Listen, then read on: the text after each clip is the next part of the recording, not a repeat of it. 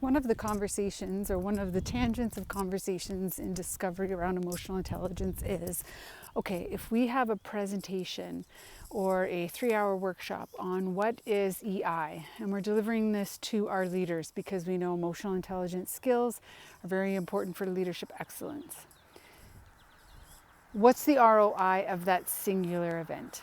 And yes, it's important to talk about the ROI of a singular event because one and done has very little ROI. We open the book on EI, we close the book on EI, and after 3 hours, we're finished with that topic. Let's move on to the other thing. Very little longevity means there isn't much of a return on investment. My question is then, how are we integrating what the emotional intelligence experience from this workshop is, or workshops, or leadership coaching, or executive coaching is, to the culture of the organization, to the processes of the organization? Because here's the thing.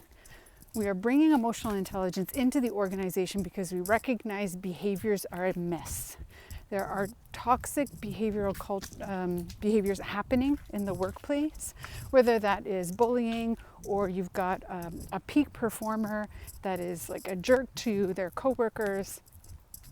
We could probably catalog a number of things, even close our eyes and visually see the people that demonstrate those toxic behaviors in our workplaces.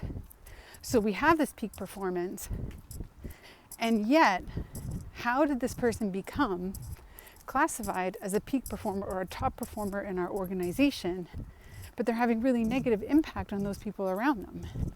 The very existence of behavioral metrics as part of our definition of top performance is missing.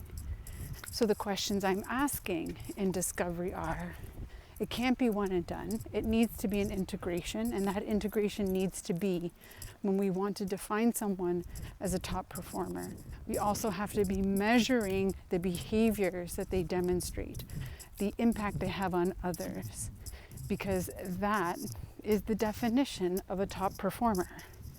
Top performer cannot be someone who is only technically strong and yet destroys your culture.